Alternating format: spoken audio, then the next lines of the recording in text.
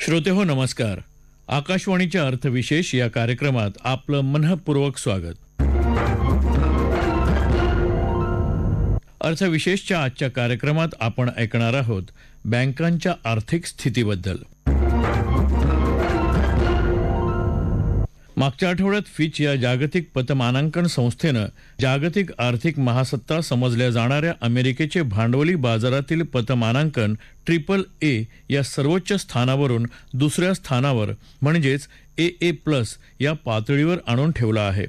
या घटनेचे पडसाद स्वाभाविकच भांडवली बाजार आणि वित्तीय वार्तांकन करणाऱ्या माध्यमांच्या चर्चेमध्ये दिसून आलं. पतमानांकन खालावणं हे कुठल्याही देशाच्या दृष्टीनं गुंतवणुकीच्या बाबतीत नकारात्मक वातावरण निर्माण करतं. याशिवाय मूडीज या पतमानांकन संस्थेनं देशातल्या 6 प्रमुख बँकांचं पतमानांकन पुनरावलोकनाखाली ठेवलं आहे. त्यांचे पतमानांकन सुद्धा खालावण्याची शक्यता आहे.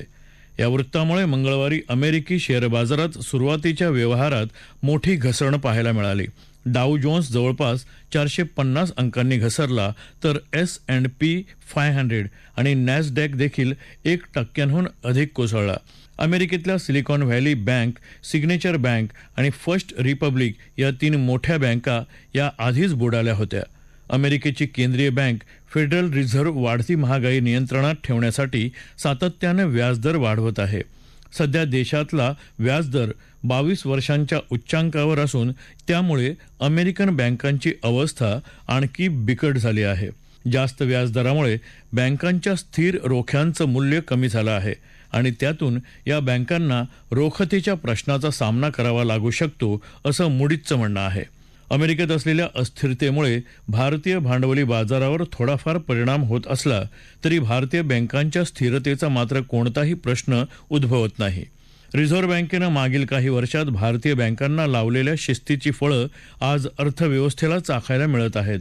यावर अधिक भाष्य करताना अर्थतज्ञ वसंत कुलकर्णी म्हणाले, देशाच्या विकासात रिझर्व्ह बँकेची भूमिका महत्त्वाची असते. देशाचे आर्थिक व्यवस्थापन आणि बँकिंग आणि बिगर बँकिंग वित्तीय संस्थांचे नियमन हा रिझर्व्ह बँकेचे सर्वात महत्त्वाचे काम आहे. RBIचे अधिकार हे RBI ॲक्ट 1934 आणि बँकिंग रेग्युलेशन ॲक्ट 1949 च्या अंतर्गत वापरले जातात. रिझर्व्ह बँकेच्या सर्वात महत्त्वाच्या कार्यांपैकी चलन धोरण तयार करणे, त्याची अंमलबजावणी करते, भारतीय चलनाला स्थैर्य देणे, सुरक्षित करणे, क्रेडिट प्रणाली आणि फायद्यासाठी कार्य करते. आवश्यक तेव्हा रोखे आणि परकीय चलन बाजारात हस्तक्षेप करून अवाजवी अस्थिरता रिझर्व्ह बँक कमी करते. 1991 मध्ये सुरू झालेल्या उदारीकरणाच्या उपायांनंतर परकीय चलन व्यवस्थापन कायदा 1999 अस्तित्वात आला. फेमा 1991 ने फेरा 1973 ची जागा घेतली. RBIच्या परकीय चलन साठ्याची RBI ही एक संरक्षक आहे. देशाच्या वतीने परकीय चलनात गंगाजळीत गुंतवण्याचे काम रिझर्व्ह बँक करीत असते. केंद्र आणि राज्य सरकारचे बँकर्स म्हणून रिझर्व्ह बँक भूमिका पार पाडत असते.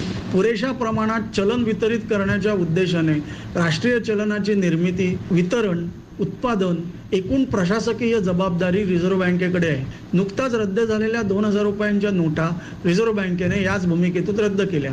देशभरातील रुपयांच्या नोटा आणि नाण्यांचे चलन सुलभ करण्यासाठी रिझर्व्ह बँकेने काही बँकांना करन्सी चेस्ट उभारण्याची परवानगी दिली आहे.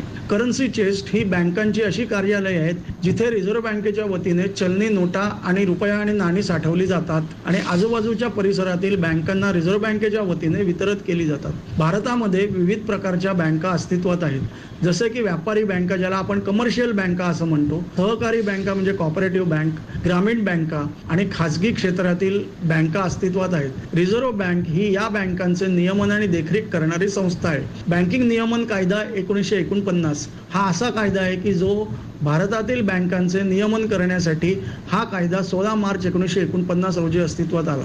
हा कायदा रिझर्व्ह बँकेला बँकांच्या परिचलनावरती नियंत्रण ठेवण्याचा आणि वेळोवेळी बँकांचे परीक्षण करण्याचा अधिकार देतो.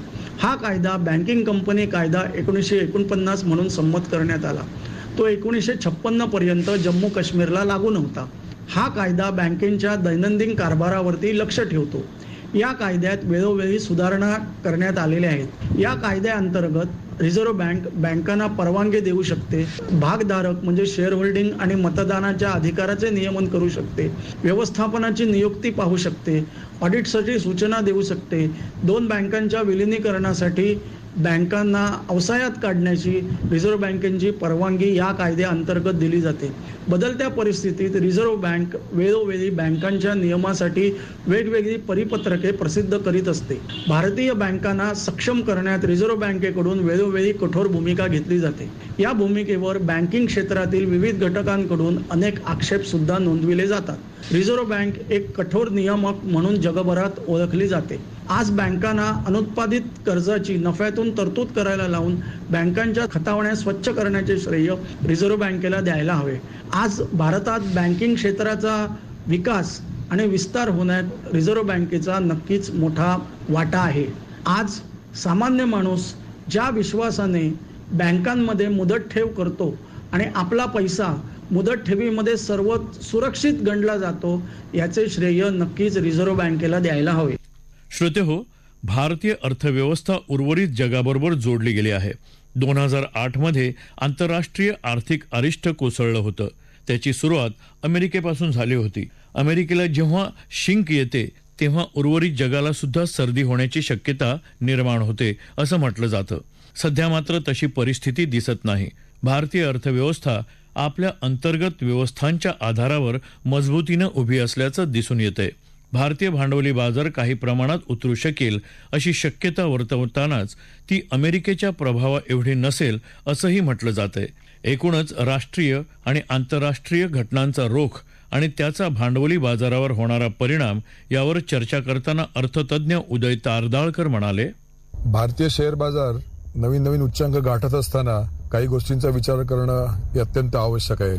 भारताच्या बँकांचा जर विचार केला तर सरकारी बँका आता फक्त 12 राहिल्यात आणि त्यांच्यामध्ये जी बुडीत कर्जांची समस्या होती त्यावर उपाय काढून मोठ्या प्रमाणात त्याच्यावरती भांडवल पण दिलं सरकारकडून आणि त्याचा परिणाम म्हणजे स्टेट बँक असू दे किंवा महाराष्ट्र बँक असू दे, या बँकांचं खूप लक्षणीय सुधारणा झाली यांच्या परफॉर्मन्समध्ये. स्टेट बँकेने आता रिलायन्सला पण मागे टाकलं एकूणच नफ्याच्या प्रमाणामध्ये बघितलं तर. हे सगळं होत असताना जागतिक बाजारामध्ये पण काही गोष्टी आहेत. नुकतंच मूडीज जी ही रेटिंग एजन्सी आहे त्यांनी अमेरिकेतल्या जवळजवळ 10 छोट्या किंवा मध्यम आकाराच्या ज्या बँका आहेत त्यांना थोडं डाऊनग्रेड केलंय. त्यांनी अशी वॉर्निंग पण दिली की ज्यांनी जी काही कर्ज दिली आहेत त्याच्याबद्दल शंका निर्माण होते आणि जी जोखीम आहे त्याच्यापासून एकूणच त्यांचा नफा हा कमी होऊ शकतो. त्याशिवाय मूडीजनी काही बँका आहेत, बँक ऑफ न्यूयॉर्क असेल, मेलॉन बँक असेल किंवा स्टेट स्ट्रीट असेल, अशा बँकांवरती पण थोडं आता लक्ष ठेवलंय आणि असं शक्य आहे की त्यांचं पण डाऊनग्रेड होऊ शकतं. ह्या सगळ्या प्रकारामध्ये अमेरिकेमध्ये जरी ऑफिशियल मंदी आली नसली तरी एकूण कोरोनाच्या पार्श्वभूमीवरती जी महागाई झाली त्याचे परिणाम दिसत जातात. अमेरिकेमध्ये ज्याला आपण म्हणतो स्ट्रक्चर्ड इकॉनॉमी असल्यामुळे महागाई निर्देशांक हा चांगल्याच प्रमाणात खाली आला. पण एकूणच जेव्हा 2% 8% होतो तेव्हा जवळ 400% जेव्हा वाढ होते तेव्हा सामान्य माणसाला खूपच त्रास होतो आणि बँकिंग सिस्टमवरती पण होतो. त्याचाच परिणाम आता दिसतोय आणि असं म्हणतात की जे क्रेडिट कार्डच्या माध्यमातून जी कर्ज दिली जातात म्हणजे जे आउटस्टँडिंग असतं ते आता जवळजवळ $1 ट्रिलियन एवढं मोठ्या प्रमाणावर झालंय. म्हणजे आपण विचार करू शकतो की भारताची जी एकूण अर्थव्यवस्था ही साधारण 3.7 ट्रिलियन आहे आणि अमेरिकेच्या क्रेडिट कार्डचं जे एकूण आउटस्टँडिंग आहे ते जवळजवळ 1 ट्रिलियन आहे. म्हणजे एवढ्या मोठ्या प्रमाणावर ते तिथे कर्ज आणि एकूणच ही जोखीम दिसतीये. गुंतवणूकदारांचा जर विचार केला तर या गेल्या काही 2 ते 3 आठवड्यामध्ये मार्केटमध्ये जी मोठ्या प्रमाणावर उसळी आली आणि अर्थात गेले महिनाभर काही दिवसांचा अपवाद जर वगळला तर मोठ्या प्रमाणावर परदेशी संस्था या आपल्या इकडे गुंतवणूक करतायत आणि आपल्या इकडचे जे गुंतवणूकदार आहेत भारतातले त्यांना खूप मोठ्या प्रमाणावर फायदा झाला. वेगवेगळ्या क्षेत्रातल्या शेअर्सनी भरारी घेतली. त्याला एकच अपवाद आहे म्हणजे आयटी सेक्टर मधल्या कंपन्या, कारण एकूणच जगात किंवा भारतात सुद्धा आयटी सेक्टरवरती त्या मानाने कमी पैसा खर्च होतोय. मला वाटतं त्या मानाने त्यांचा प्रगती होत नाहीये. पण बऱ्याच कंपन्यांनी वेगवेगळ्या क्षेत्रातल्या चांगली उभारी दिली.